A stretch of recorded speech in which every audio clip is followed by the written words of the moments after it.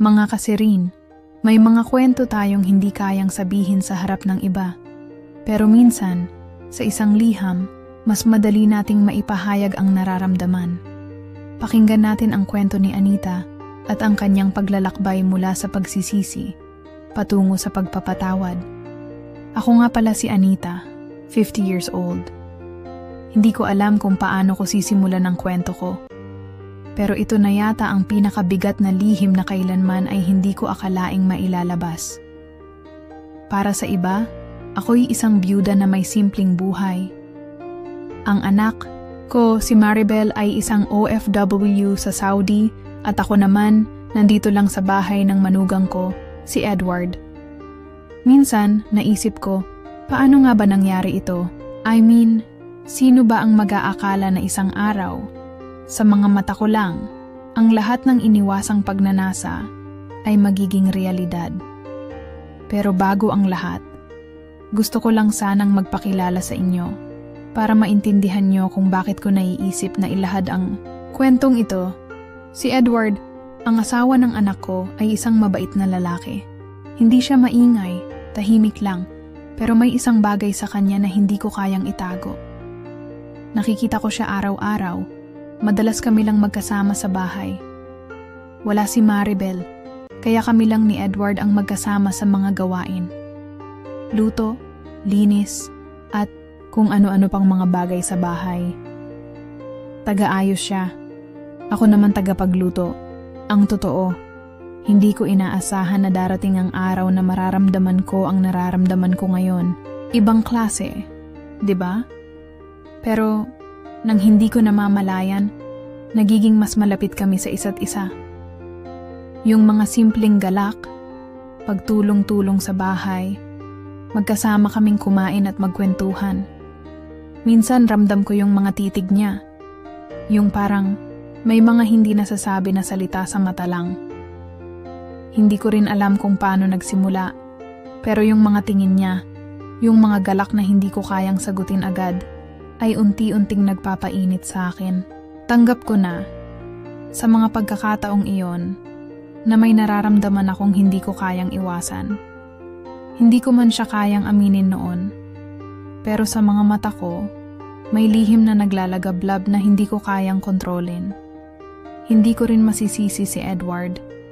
Sa mga sandaling magkasama kami, ramdam ko na hindi lang siya basta nag-aasikaso. May iba pang nararamdaman, yung mga maliliit na galak. Yung mga paghaplos ng kamay na hindi mo na kayang itago. Yung mga sulyap na kahit minsan ay mahirap ilarawan. Kaya ngayon, narito ako. Naglalakas loob na ipahayag ang mga nararamdaman ko. Na ang lahat ng hindi ko kayang aminin noon ay kailangan ko nang ilabas. Hindi ko na kayang itago pa. Hindi ko alam kung anong mangyayari pagkatapos kong gawin ito. Pero ang totoo, ang nararamdaman ko para kay Edward ay hindi ko kayang gawing lihim pa. Nagpadala ako ng liham kay DJ Serene. Hindi ko na kayang itago pa ang sakit at init na nararamdaman ko. Puno ng mga hindi nasabi. Kung saan ako humantong, hindi ko na rin alam. Pero alam ko, wala nang atrasan. Minsan, hindi mo alam kung bakit ka natutokso. Pero sa bawat araw na magkasama kami ni Edward, mas tumitindi ang init sa aking puso. Siguro ito na nga ang tawag na pagnanasa. Bago pa mangyari ang lahat, si Anita ay isang responsableng ina at asawa. Laking hirap ang kanyang dinaanan mula nang mamatay ang kanyang asawa. Si Carlos, ang kanyang mister, ay isang mabuting tao. Ngunit ang buhay ay hindi pwedeng maghintay. Sa pagkawala niya, lahat ng responsibilidad ay iniwan kay Anita. Ang maging ina at ama sa kanilang anak na si Maribel at maging ang tagapagtanggol ng kanilang tahanan. Wala siyang nagawa kundi maging matatag. Minsan, ang mga araw ay parang tumatagal ng taon. Lalo na kapag natutulog siya at nagigising ng mga gabi na mag-isa. Ang mga alaala ng kanyang asawa ay nagsisilbing takaw pansin sa kanya. Pero kinakailangan niyang magpatuloy. Si Maribel, ang kanyang anak, ay nagkaroon ng pagkakataong magtrabaho sa Saudi bilang isang OFW. Iniwan siya sa bahay ni Edward, ang asawa ng kanyang anak. Sa simula, wala siyang nararamdaman na kahit anong kakaibang emosyon para kay Edward. Mabait ito, maasikaso, at tapat kay Maribel. Laging tumutulong sa mga gawaing bahay, mga simpleng bagay na parang hindi naman nakakapagtaka. Pero dumaan ang mga linggo at natutunan ni Anita na mas makilala si Edward. Ang pagiging magkasama nila ni Edward sa araw-araw ay nagsimulang magbukas ng mga pintuan na hindi pa niya alam ay matagal nang nakakandado. Si Edward, bagamat may asawa, ay hindi nagkukulang sa pagpapakita ng kabutihang loob. Siya ang unang tumulong sa kanya sa lahat ng mga gawaing bahay, madalas din silang magkasama sa mga simpleng usapan. May mga pagkakataon na magkasama silang magluto, maglinis, mag-ayos ng mga gamit, at ang mga simpleng moments na ito ay naging dahilan kung bakit unti-unting nagbabago ang tingin ni Anita kay Edward. Yung mga titig ni Edward, minsan ay masyadong malalim at puno ng hindi masasabing mensahe.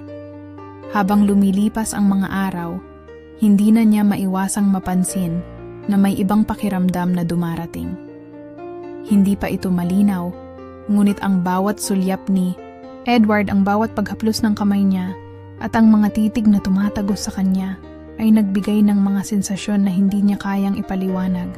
Hindi siya batang babae at alam niyang may mga limitasyon na ang edad, pero hindi rin niya kayang takasan ang init na nararamdaman niya kapag magkasama sila. Minsan, sa gitna ng mga simpleng galak, napansin niya na mas lumalalim ang pakiramdam na iyon. May mga gabing magkasama silang nanonood ng pelikula sa sala at bigla na lang nilang natutunan na ang kanilang mga mata ay nagtataglay ng lihim na hindi kayang ipahayag ng mga salita. Yung magkasama silang nakaupo na ang katawan ni Anita ay bahagyang nakakapit sa sofa habang si Edward ay nakatabi sa kanya. Sa bawat sulyap nila, ramdam na ramdam niya ang tensyon sa pagitan nilang dalawa.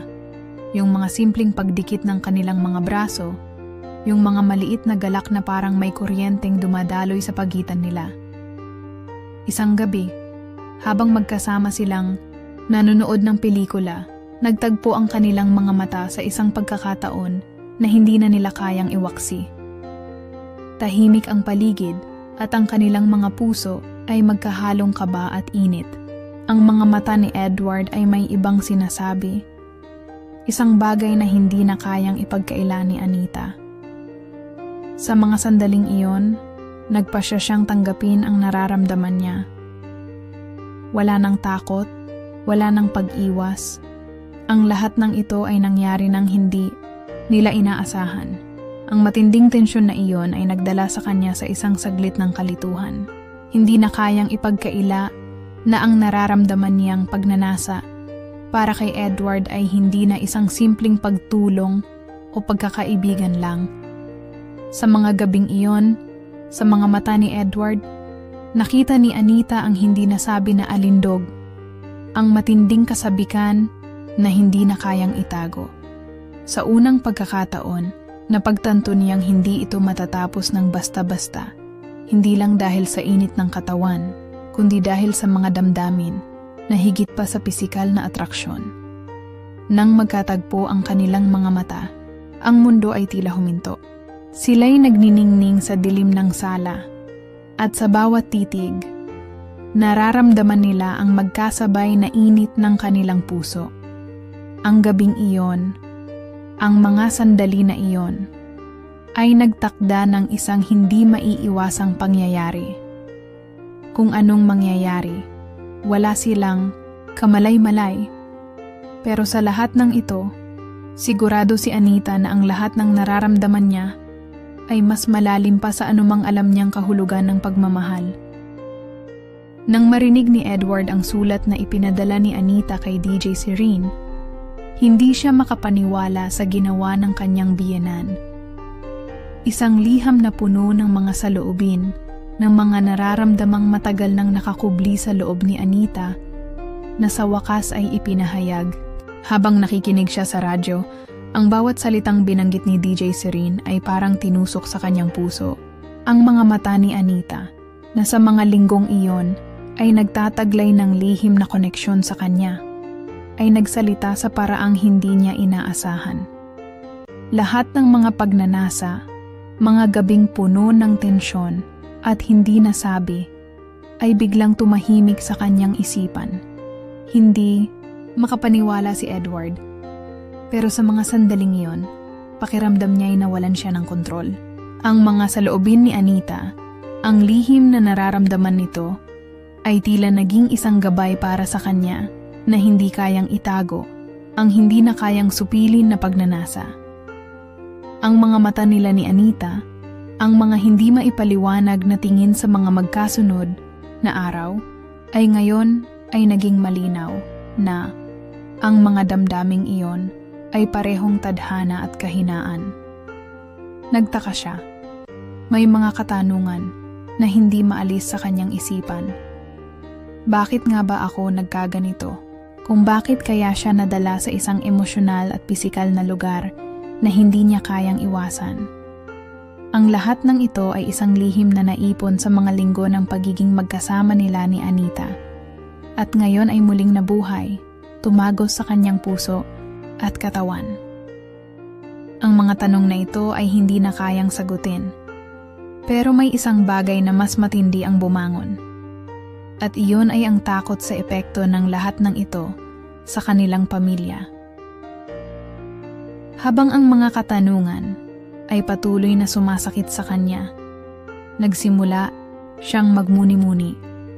Kung si Anita, na matagal nang nawala ng asawa, ay kayang ibigay ang ganitong pagnanasa, paano na ang anak niyang si Maribel? Paano nila haharapin ang lahat ng mga mabigat na emosyon na magmumula rito?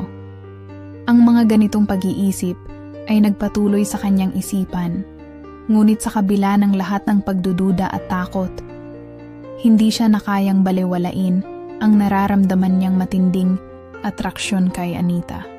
Isang araw, hindi na siya makatiis. Nais niyang harapin ang lahat at hindi na kayang itago pa ang nararamdaman. Nagpasya siyang kausapin si Anita ng mag-isa. Walang ibang saksi kundi ang kanilang mga mata na puno ng init at hindi maipaliwanag na nararamdaman. Ang pakiramdam na ito ay tila isang pagsubok na hindi na kayang iwasan pa. Nagtipon siya ng lakas ng loob. Lumapit siya kay Anita sa salasang tahimik at nang makita siya ng biyenan, hindi siya nakapagsalita agad. Napansin ni Anita ang matinding kabog ng puso ni Edward, yung mga mata niya na naglalaman ng mga hindi kayang itagong lihim. Hindi pa nila kayang magsalita, ngunit pareho nilang naramdaman ang kakaibang tensyon sa hangin. Anita, sabi ni Edward, ang boses niya ay nanginginig ngunit puno ng determinasyon. Tama ba itong nararamdaman ko? Hindi ko alam kung anong nangyayari, pero hindi ko kayang itago ito. Ang mga salitang iyon, bagamat mahinahon, ay tila binitiwan mula sa pinakailalim ng kanyang puso. Ang tanging tanong na naramdaman ni Anita ay kung paano niya kayang sagutin ang nararamdaman ng manugang. Hindi siya makapaniwala na ang mga tanong at nararamdaman nila ay nagbukas na ng pinto sa isang bagong pagtingin, isang pinto na hindi na kayang isara. Walang sagot si Anita agad. Habang nag-uusap sila, ramdam niya ang init ng kanyang katawan na parang hindi kayang itago. Nagdadalawang isip siya, ngunit alam niyang ang nararamdaman nilang pareho ay hindi na kayang itanggi. Matagal siyang nanahimik, ang mga mata niya ay hindi makalabas mula sa mga mata ni Edward. At sa mga sandaling iyon, walang salitang lumabas. Sa kanyang bibig, hanggang sa isang mahina at puno ng pasensya at sakit na bulong, nagsalita siya. Ako rin, Edward, hindi ko na kayang itago, ang sagot ni Anita. Sa mga salitang iyon, na parang isang mabigat na pasanin na ibinaba sa kanyang dibdib, hindi na siya nakapagpigil. Ang mga emosyon na matagal nang sumik sa kanyang katawan at isipan ay nagbukas na ng pinto. Ang mga sulyap, mga galak na hindi kayang itago. At ang init ng mga mata nila ay nagpatuloy na maging malupit na katotohanan. Sa mga salitang iyon, nagsimula ang lahat. May sakit, may ligaya, at may takot sa kung anong maaaring mangyari. Sa pagitan ng mga mata nilang naglalaban para maipaliwanag ang kanilang nararamdaman, doon nag-umpisa ang mga mata ni Anita na sa mga linggong iyon ay nagtataglay ng lihim na koneksyon sa kanya, ay nagsalita sa paraang hindi niya inaasahan. Ang mga mata niyang puno ng kahulugan ay tila nagsasabi ng higit pa kaysa sa kayang iparating ng salita. Hindi makapaniwala si Edward. Ang lahat ng mga hindi nasabi, ang mga titig at sulyap na nangyari sa mga nakaraang linggo, ay biglang naging malinaw sa kanya. Ang mga hindi kayang ipaliwanag na nararamdaman ay nag-aalab na sa loob niya. Parang may umuusok na init sa kanyang dibdib na hindi niya kayang pigilin. At sa bawat pag-ikot ng oras, unti-unting lumalala ang tensyon sa pagitan nila ni Anita. Isang bagay na hindi niya kayang labanan. Ang nararamdaman niyang pisikal at emosyonal na magnetismo kay Anita. Habang ang mga katanungan ay patuloy na sumasakit sa kanyang isipan, nagsimula siyang mag-isip ng mas malalim. Paano nga ba ito nagsimula? Bakit ko ba nararamdaman ito? Tanong na hindi niya kayang sagutin, ngunit may isang bagay na tila hindi na kayang iwasan. Bawat sandali na magkasama sila ni Anita, ramdam niyang hindi siya makakawala sa pagkakasalungat na nararamdaman. Ang mga sulyap nila sa isa't isa, ang mga pagkakataon na magkalapit, ay tila may isang hindi nakikitang puwersa na gumagalaw sa pagitan nila. Bawat galak ni Anita, ang mga simpleng pagtulong ni Edward sa kanya sa bahay, ay nagiging isang laban ng kanilang hindi maipaliwanag na damdamin. Isang araw, hindi na siya makatiis. Laking gulat ni Edward nang magdesisyon siyang kausapin si Anita ng mag-isa. Walang ibang saksi kundi ang kanilang mga mata. Ang kanilang mga katawan na tila naglalaban para magpahayag ng nararamdaman. Pagpasok ni Edward sa sala, tumingin siya kay Anita. At nang makita niya ang kanyang mata, nakita niyang pareho nilang nararamdaman ang hindi kayang ipaliwanag na tensyon. Ang mga mata ni Anita ay nagsasabing may nararamdaman siyang hindi kayang iwaksi, at ang mga mata ni Edward ay naglalaman ng init na hindi niya kayang iwasan. Hindi na nila kayang itago ang nararamdaman nilang matagal nang nakatago sa mga alon ng takot at pagkailang. "Anita," sabi ni Edward. Ang boses niya ay may pag-alinlangan ngunit puno ng pagnanasa. "Tama ba itong nararamdaman ko? Hindi ko alam kung anong nangyayari, pero hindi ko kayang itago ito." Ang boses ni Edward ay medyo mahina, parang ang bawat salita ay sinusubok niyang pigilin ang sarili. Ngunit sa ilalim ng boses na iyon ay may isang sigaw na hindi kayang itago. Ang init ng nararamdaman niya kay Anita. Ang katawan niya ay tumitibok ng mabilis, at bawat galaw niya ay tila may kung anong lumikha ng isang matinding agos ng kuryente sa pagitan nilang dalawa. Ang mga salitang iyon, bagamat tahimik, ay nagdala ng isang init na sumik sa puso ni Anita.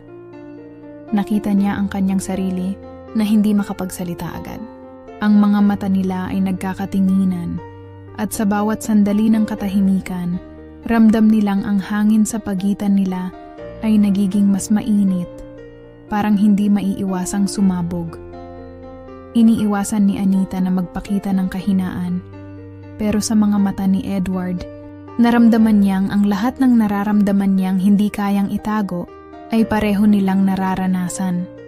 Hindi na nila kayang baliwalain.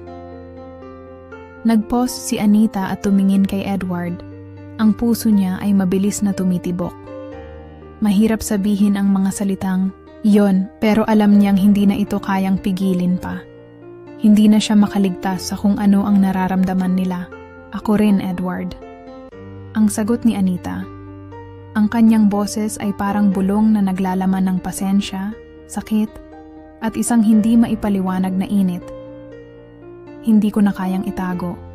Sa mga salitang iyon, pareho nilang naramdaman na ang lahat ng kanilang tinatagong damdamin ay napagtanto na.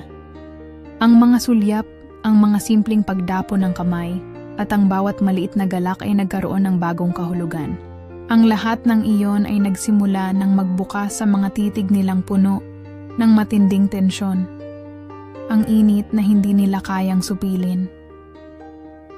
Ang hangin sa pagitan nila ay tila tumigil, at sa bawat pagkilos nilang magkasama, naramdaman nilang mas malakas ang puwersa ng kanilang emosyon. Ang hindi kayang sabihin na nararamdaman, ngayon ay nagsisimula ng maging isang katotohanan. Isang katotohanan na hindi nila kayang baliwalain.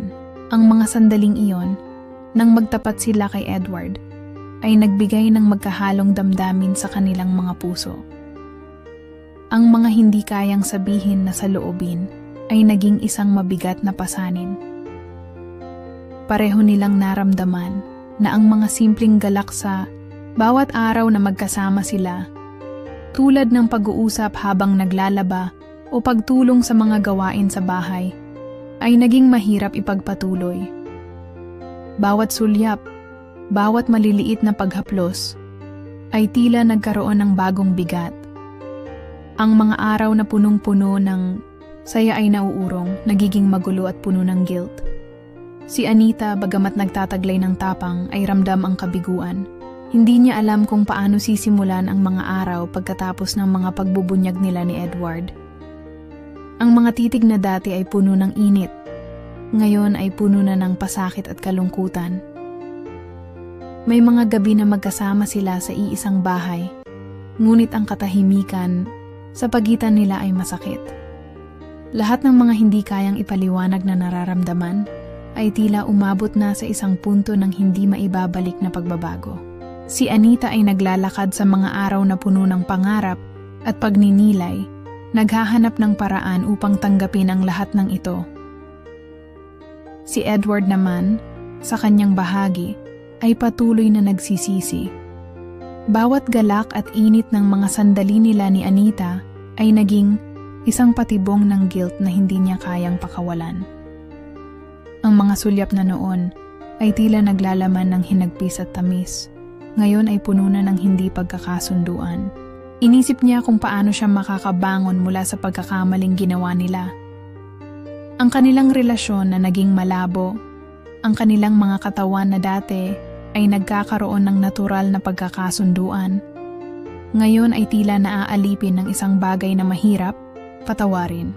Ngunit ang pinakamalaking pagsubok ay ang hindi inaasahang reaksyon ni Maribel. Nang malaman niya ang nangyari, hindi niya matanggap ang katotohanang ang kanyang ina at asawa ay naging bahagi ng isang hindi inaasahang pagkakamali.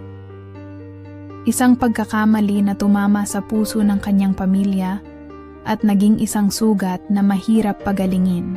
Si Maribel, na matagal nang nagtatrabaho sa Saudi, ay nagbalik sa Pilipinas upang alagaan ang pamilya. Ngunit ang pagbalik na iyon ay nagbigay daan sa isang trahedya na hindi niya kayang gawing normal. Ang galit ni Maribel ay hindi matitinag.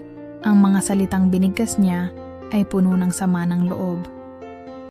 "Paano mo nagawa ito, nanay?" tanong ni Maribel sa isang gabi ng pagtatalo. Ang kanyang tinig ay puno ng sakit at bawat salita ay parang tinidor na tumusok sa puso ni Anita. Hindi na kayang itago ni Anita ang kanyang pagkalito at pagsisisi. "Hindi ko alam kung paano nangyari, pero naiintindihan ko kung anong nararamdaman mo," sagot ni Anita. Ang kanyang boses ay malungkot at puno ng kabiguan. Hindi na kayang itago ng mga mata ni Anita ang bigat ng lahat ng nangyari. Ang mga simpleng titig ni Edward na dati ay puno ng pagnanasa at pagkakaintindihan, ngayon ay nagsisilbing isang constant na paalala ng pagkakamali. Sa isang banda, ramdam niyang may galit si Maribel sa kanya. At sa kabilang banda, si Edward ay nahulog sa kanyang guilt. Walang makikinig sa kanila, kundi ang mga damdaming nag-aalab sa kanilang mga puso. At ang tanging bagay na kayang iparating ay ang tanging sakit na dulot ng pagkakamali.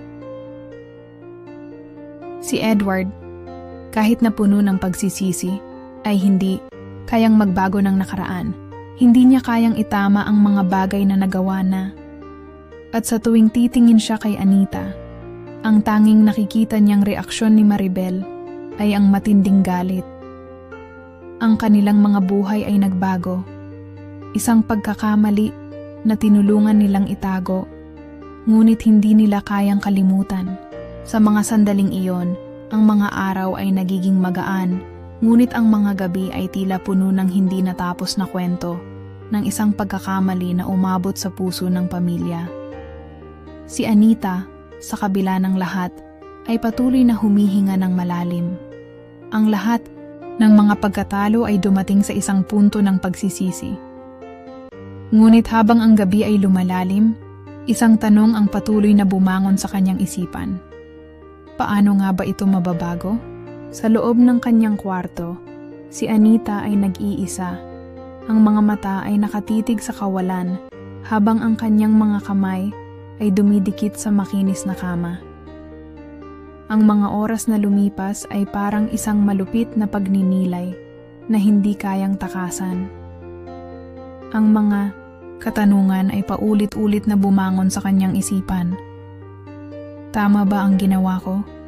Tanong niya sa sarili, habang ang mga alaala ng mga sandali nilang magkasama ni Edward ay patuloy na umaaligid sa kanyang utak. Ang mga gabi na puno ng init at sensasyon ay naging isang mabigat na alaala. Bawat halakhak, bawat sulyap na iniwasan nilang tanggapin noon ay naging mga piraso ng isang kwento na mahirap ipaliwanag. Hindi niya alam kung paano nagsimula, kung paano ang mga sulyap ay naging haplos at ang mga haplos ay nagiging pagnanasa. Ang mga maliliit na sandali na noon ay puno ng saya, ngayon ay nagiging mantsa ng guilt na hindi matanggal. Paano ako makakabangon mula rito? Ang kanyang puso ay puno ng matinding takot. Takot sa mga susunod na mangyayari. Takot sa pagkawala ng lahat ng mahalaga sa kanya. At higit sa lahat, takot na hindi na niya kayang maitama ang pagkakamali. Ang lahat ng mga galak na naranasan niya ay naging isang pagnanasa na hindi niya kayang takasan. Ang init na dulot ng mga titig ni Edward, ang mga malalambing na pagkilos na magkasama nilang ginagawa, lahat ng iyon ay nagbigay sa kanya ng damdamin na mahirap pagtakpan. Hindi niya kayang itago ang nararamdaman niya. Hindi niya kayang baguhin ang mga nangyari. Ngunit sa kabila ng lahat, natutunan niyang tanggapin. Hindi madali ang gawin ito, at alam niyang hindi ito magaan. Pero may mga pagkakataon sa buhay na ang mga pagkakamali ay nagiging bahagi na ng ating pagkatao. Wala nang atrasan. Ang nangyari ay nangyari na, at wala nang ibang magagawa kundi tanggapin at magpatuloy. Sa mga sandaling iyon, naiisip ni Anita kung paanong ang mga pagpapasya na dati ay puno ng kaligayahan at kagalakan ay nauurong, at ang mga alaala na sanay magaan ay naging mabigat na pasanin. Habang naglalakad siya sa malamlam na kwarto, ang mga mata ni Anita ay nahulog sa kanyang sariling refleksyon sa salamin. Tinitigan niya ang kanyang sarili na parang umaasa ng sagot mula sa kanyang mga mata. Ano ang nangyari sa akin? Hindi niya kayang ipaliwanag. Kung titingnan lang sa panlabas, ang lahat ay tila na sa ayos. Pero sa kanyang kalooban, ang mga sugat na dulot ng pagkakamali ay sumiko sa bawat himaymay ng kanyang katawan. Ang mga nararamdaman niya ay hindi basta-basta matatanggal sa loob ng ilang araw. May mga pagkakataong ang katawan ng tao ay masyadong magaan, na puno ng pasensya at pagpapatawad sa sarili. Ngunit si Anita, sa mga gabing mag-isa, ay hindi matanggap ang sakit. Gusto niyang baguhin ang lahat, ibalik ang mga oras na iyon, at tanggalin ang mga sandali na tila naging isang kasalanan Ngunit paano? Sa harap ng salamin, ang kanyang mga mata ay puno ng mga tanong at pagsisisi. Sinubukan niyang magpatawad sa sarili. Ngunit ang bigat ng mga pagkakamali ay tila nagiiwan ng sugat na hindi kayang pagalingin ng kahit na anong oras ng pagninilay. Minsan, ang mga pagkakamali ay nagiging mga hakbang na magdadala sa atin sa pagbabago. Para kay Anita, ito na ang pagkakataon na kailangan niyang tanggapin ang kanyang nararamdaman, kahit na mahirap at masakit. Kahit ang init ng mga sandali nilang ni Edward ay nagbago na, at naging isang kwento ng pagkakamali. Ngunit alam niyang, sa bawat sandali, natututo siya, natututo ng mga bagay na mas malalim kaysa sa mga panandaliang galak na dulot ng pagnanasa. Ang susunod na hakbang ay nasa kanyang mga kamay.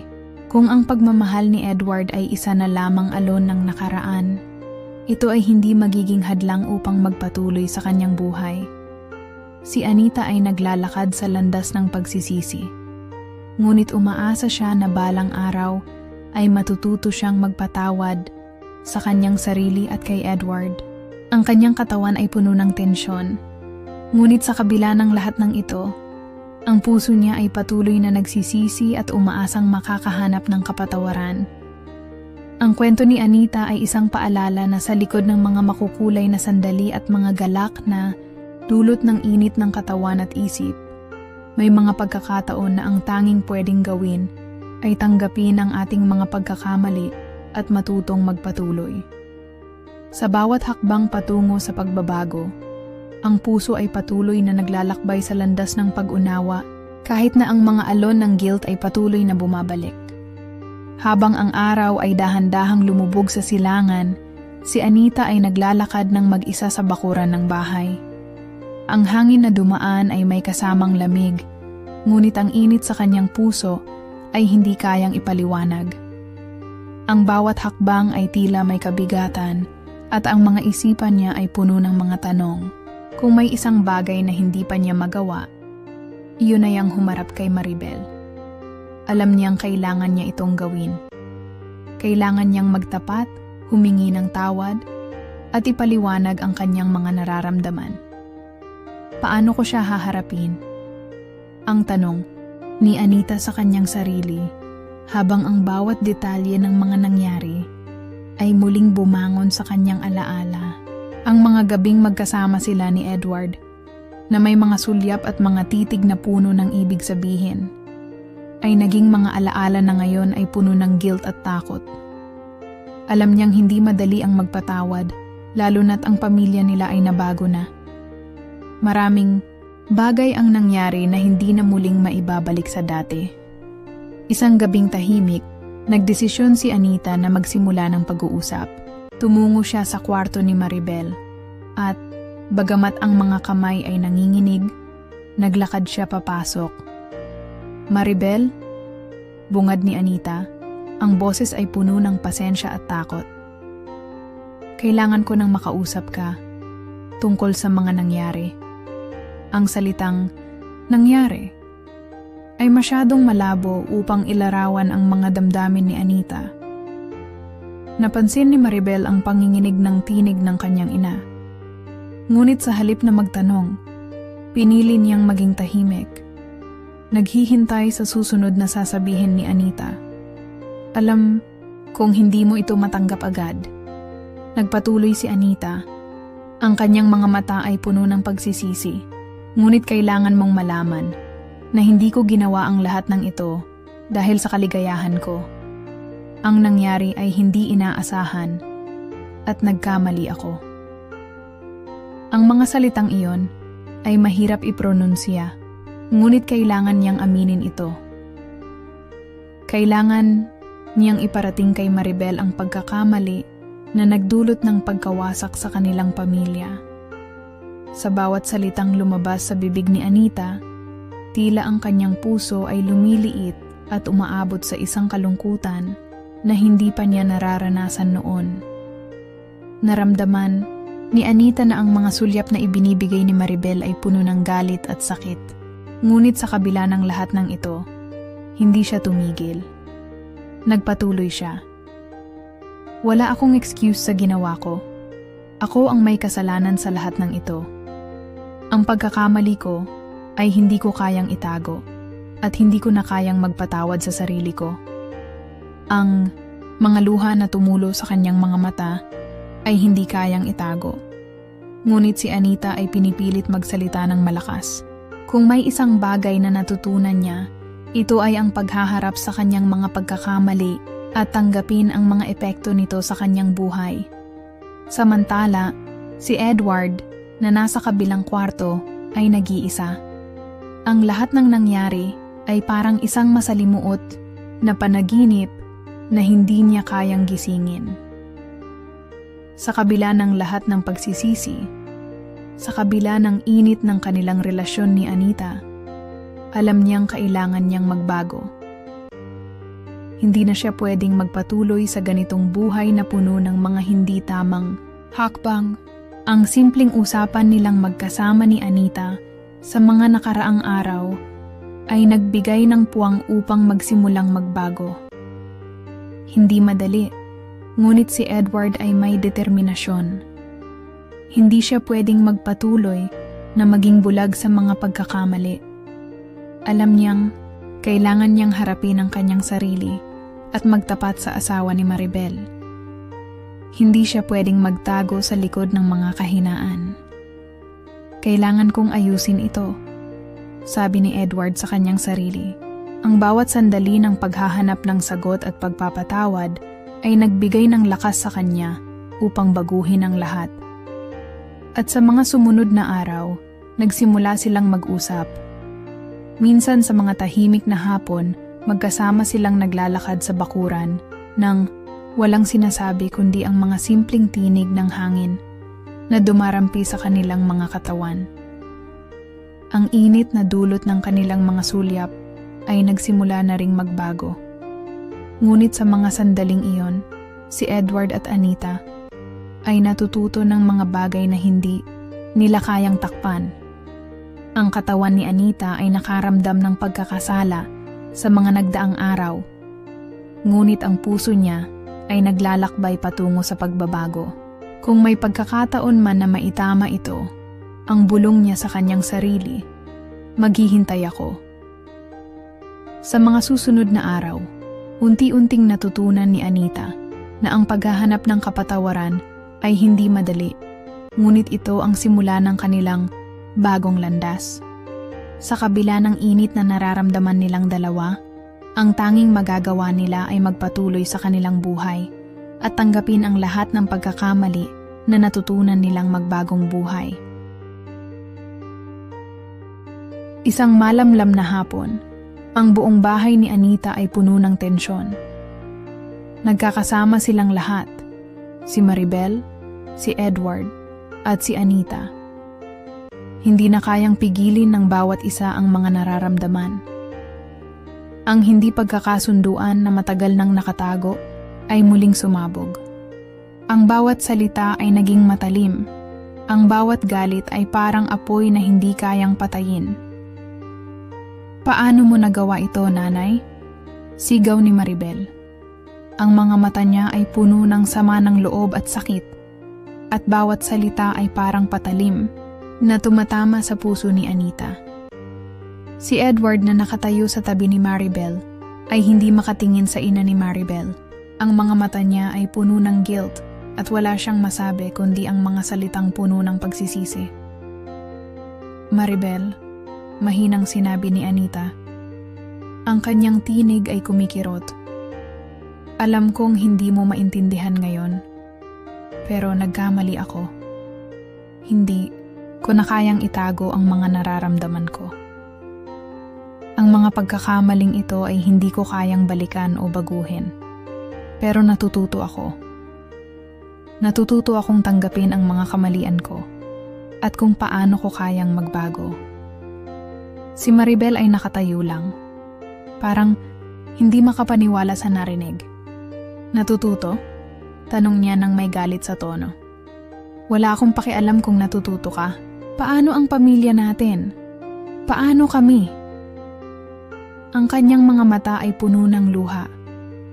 ang asawa ko at ang aking ina. Paano mo ginawa ito sa amin? Nagpatuloy ang sigawan at tila ang hangin sa loob ng bahay ay nagiging mas mabigat. Habang ang bawat isa ay naglalabas ng sama ng loob, si Anita ay patuloy na huminga ng malalim. Ang puso ay puno ng pagsisisi at takot. Wala siyang magawa kundi tanggapin ang lahat ng galit ni Maribel. Siya ang nagkamali, siya ang sanhi ng lahat ng ito. At ang mga salitang binitiwan ni Maribel ay parang mga sugat na humuhulog sa kanyang katawan. Si Edward, sa kabilang banda, ay hindi makapagsalita. Hindi na siya pwedeng magtago. Ang bawat sulyap kay Anita ay puno ng hindi malirip na tensyon. Alam niyang hindi pa tapos ang lahat. Alam niyang may pagkakamali silang ginawa. Ngunit ang init ng kanilang mga katawan, ang mga titig at mga alingaw-ngaw ng kanilang nakaraan, ay patuloy na gumugulo sa kanyang isipan. Maribel, hindi ko na kayang magsinungaling. Ang mahina niyang sinabi, ang nararamdaman ko kay Anita. Hindi ko na kayang itago pa. Ipinagpapatawad ko siya at sana maunawaan mo. Ang mga salitang iyon ay nagbigay daan sa isang matinding katahimikan. Si Maribel ay tumahimik, ngunit ang kanyang mga mata ay nagsasabing hindi pa siya handa. Ang init na nararamdaman nila ni Edward, pati na rin ang mga sulyap na tumagos sa hangin, ay nagsisilbing pagkumpirma sa mga nararamdaman nilang hindi nila kayang ipagkaila. Hindi na ito basta galit o tampo. Ito na ang pinakamalalim na sugat na kailangang maghilom. Hindi ko alam kung paano tayo makakabawi, ang sabi ni Anita. Ang kanyang tinig ay nanginginig, pero ang bawat isa sa atin ay may pagkakataon pa. Kailangan lang natin tanggapin kung ano ang nangyari at maging handa na magbago. Ang bawat isa ay tahimik. Ang bawat isa ay nagmumuni-muni sa kanilang sariling mga galit, kalungkutan at sakit. Si Maribel, na hindi pa rin nakakapagpatawad, ay nakatayo sa gitna ng kwarto.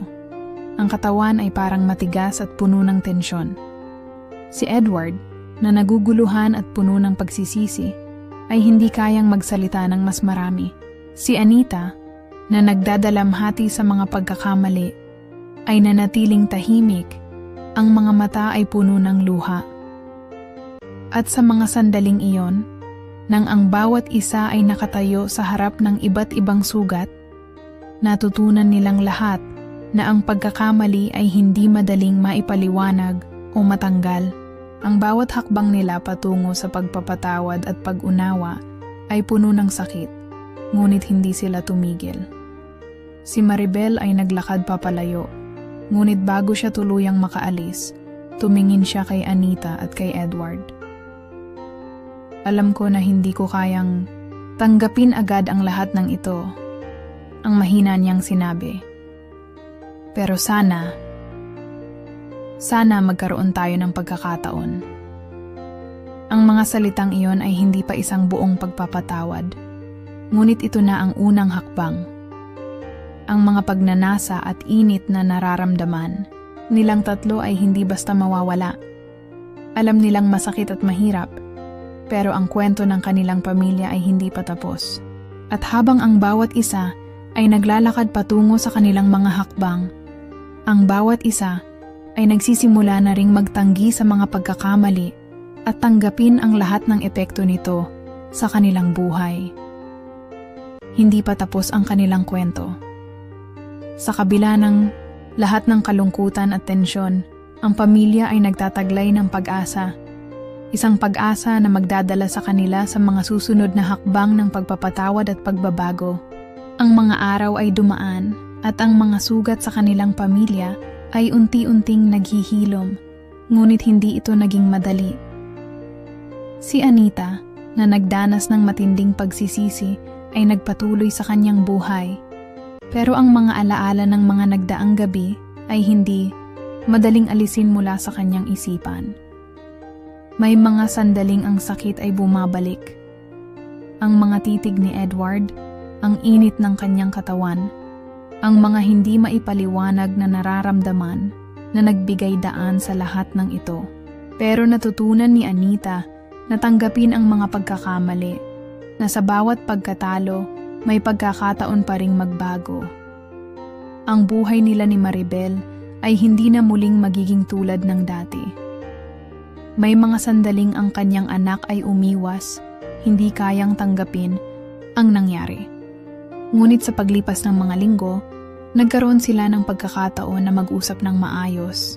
Si Maribel, bagamat galit at sugatang puso, ay nagsimulang unti-unting magpatawad. Alam niyang mahirap, ngunit tinanggap niya na ang buhay nila ay hindi perpekto. "Nanay, hindi ko alam kung kailan ko kayong mapapatawad," sabi ni Maribel, habang sila'y magkasama sa kusina, nag-aayos ng mga gamit. Pero natutunan kong tanggapin na hindi lahat ng pagkakamali ay nagtatapos sa kalungkutan. Hindi ko pa kayang magpatawad ngayon, pero sana matutunan ko rin iyon. Ang mga salitang iyon ay malambot na dagok kay Anita. Alam niyang matagal pa bago tuluyang maghilom ang lahat, pero ito ang unang hakbang. Ang pagtanggap ni Maribel sa nararamdaman niya ay isang pag-asa, isang liwanag na may posibilidad ng pagbabago. Si Edward naman, bagamat nag-iisa at may mga gabing punong-puno ng kalungkutan, ay nagsimulang maghanap ng mga paraan upang maging mas mabuting tao para kay Anita at sa kanilang pamilya. Nagpatuloy siya sa pag-aalaga, hindi lamang kay Anita, kundi pati na rin kay Maribel. May mga pagkakataong nagiging masaya siya sa mga simpleng sandali, sa mga pag-uusap nilang tatlo, sa pagtulong sa mga gawain, sa mga tahimik na hapunan na minsan ay nagiging pagkakataon ng pagpapatawad. Si Anita, sa kabila ng lahat, ay natutunan ding makipag-ayos sa kanyang sarili. Hindi na siya ang dating Anita na puno ng guilt at sakit. Nagkaroon siya ng lakas ng loob upang tanggapin ang mga pagkakamali at yakapin ang mga pag-iisa ng kanyang buhay. Hindi madali, pero ang bawat hakbang ay nagbigay daan sa bagong simula. Isang araw, habang sila'y magkasama ni Edward sa bakuran, nagtama ang kanilang mga mata. Walang mga salita, pero sa mga titig nila, ramdam nila ang lahat ng hindi nasabi. Ang init na matagal nilang itinagong nararamdaman ay muling nagbalik. Hindi na nila maitatanggi pa. "Edward," mahinang bulong ni Anita. "Minsan iniisip ko kung tama pa bang magpatuloy sa lahat ng ito. Kung maaari ko pa bang ibalik ang lahat sa kung anong normal." Si Edward na nakatingin lamang sa kanya ay nagsimula ng maglakad palapit. "Anita, wala tayong mababalikan. Pero sigurado akong kaya nating magpatuloy, kaya nating magbago. Magkaisa tayo para sa pamilya natin." Ang mga salitang iyon ay may kasamang hindi maipaliwanag na init. Ang mga puso nila, bagamat nabangga sa matinding pagsubok, ay muling nagsimulang magtulungan upang maghilom. Alam nilang hindi ito magiging madali, ngunit may mga pagkakataon ng pag-asa sa bawat araw na lumilipas. Hindi nila kayang burahin ang mga pagkakamali, pero natutunan nilang yakapin ang mga ito bilang bahagi ng kanilang buhay. Si Maribel, na hindi pa ganap na magaan ang loob, ay nagbigay ng isang matipid ng ngiti nang makita niyang magkasama na silang tatlo sa hapagkainan. Hindi pa ito ang kanilang ultimate reconciliation, ngunit isang hakbang na patungo doon. Minsan, ang buhay ay may mga pighati at pagkatalo. Pero sa kabila ng lahat ng iyon, may pagkakataon pa rin na magpatuloy. Ang mga hindi maipaliwanag na nararamdaman ni Anita at Edward, pati na rin ang kanilang mga pamilya, ay unti-unting nagiging bahagi ng isang mas matibay na bukas. Natutunan nila na kahit ang pinakamatinding tensyon at pagnanasa ay hindi laging nagiging dahilan ng kalungkutan. Ang mga simpleng galak, ang mga pag-uusap, ang paghawak kamay, ang mga sulyap, ay mayroong halaga. Ang kanilang kwento ay hindi perpekto, ngunit ito ay totoo. At sa kabila ng lahat ng ito, natutunan nilang yakapin ang bawat bahagi ng kanilang buhay, kahit ang pinakamadilim na bahagi. Minsan iniisip ni Anita kung paano siya nakaligtas sa lahat ng nangyari. Matapos ang lahat ng sakit, galit, at pagnanasa, naroroon siya ngayon, nagsusumikap na buuin muli ang kanyang pamilya, na may bagong pag-asa at mas matibay na pananaw sa buhay. Ang mga araw ni Anita ay puno ng mga maliliit na hakbang patungo sa paghilom. Habang hindi pa rin niya kayang gawing magaan ang mga bagay, natutunan niyang yakapin ang kanyang mga pagkatalo. Hindi madali at hindi pa rin siya ganap na nakalilinis sa mga alaala ng kanilang pagkakamali. Ngunit ang mga simpleng pagbabago sa araw-araw, ang pagpapatawad sa kanyang sarili at sa iba, ay naging mahalagang bahagi ng kanyang pagbabago. Si Maribel, na matagal na nagdamdam at nagalit, ay nagsimula ng magpatawad. Hindi ito agad nangyari. Kailangan pa ng oras at pagkakaroon ng malalim na pag-uusap sa pagitan nila ni Anita. Hindi siya naging madali at may mga pagkakataong nag-aalangan pa rin si Maribel. Ngunit sa bawat hakbang na ginagawa nila, sa bawat simpleng sana magkapatawad tayo, ay unti-unting natutunan nilang tanggapin ang nangyari. Si Edward, sa kanyang bahagi, ay naging mas tahimik. Ang dating masayahing tao na puno ng buhay, ngayon ay naging mas introspective, habang patuloy niyang hinaharap ang epekto ng mga desisyon niya. Nagsimula rin siyang magtulungan kay Anita sa mga gawaing bahay at kahit sa mga simpleng bagay na nagpapakita ng pagnanais niyang magbago.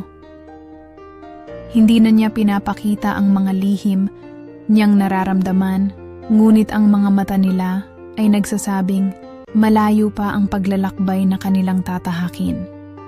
Isang araw, habang si Anita at Edward ay nag-uusap sa sala, napansin ni Anita ang mga maliliit na pagbabago sa kanya, ang mga galak na may kasamang sakit, ang mga titig na may halong pag-unawa at pagpapatawad, ay nagsimula ng magkakrus sa kanilang mga buhay muli. Hindi na nila kayang balikan ang mga nakaraan, ngunit natutunan nilang yakapin ang kasalukuyan. Hindi nila pinilit na ibalik ang lahat sa normal, dahil alam nilang imposibleng mangyari iyon. Ngunit natutunan nilang tanggapin ang mga kamalian at lumakad patungo sa mas magandang bukas. Anita, kahit paano, nagpapasalamat ako, sabi ni Edward, na may malalim na kahulugan sa kanyang mga mata. Hindi ko alam kung paano kita pasasalamatan sa lahat ng iyong ginawa para sa ating pamilya. Hindi sagot na sinabi ni Anita, kundi ang isang mahinang ngiti. Ngiting may kasamang kabiguan, ngunit may pag-asa. Sa mga sandaling iyon, parehong tahimik lang silang nakaupo. Pinapakinggan ang tunog ng mga alon sa labas ng bahay at iniisip kong anong darating na araw ang haharapin nila. Hindi nila alam kung anong hinaharap ang kanilang tatahakin, ngunit alam nilang kailangan nilang magsimula muli. Magsimula mula sa mga sugat na nabuo sa nakaraan. Sa paglipas ng panahon, natutunan nilang pahalagahan ang bawat isa. Hindi na muling magbabalik ang lahat sa kung ano sila noon, pero natutunan nilang magpatawad at magbago. Habang nagsisimula silang magtulungan at magpatawad, naging mas makulay ang buhay nilang magkakasama. Ang mga alalahanin ni Anita ay hindi na kasing bigat ng dati. Ang mga maliliit na hakbang patungo sa pagtanggap ay naging mas madali. Sa bawat araw na lumilipas, natutunan nilang lahat na ang pinakamahalaga sa buhay ay hindi ang hindi paggawa ng mali, kundi ang pagbabalik loob at ang lakas na magbago. Mga kasirin, sana ay may natutunan kayo sa kwentong ito. Lahat tayo ay may mga pagkakamali, pero sa huli, ang pagpapatawad at pag-unawa ay siyang magpapalakas sa atin. Hanggang sa susunod na liham, mag-ingat kayo at huwag kalimutan, walang kwento ang walang halaga. Paalam.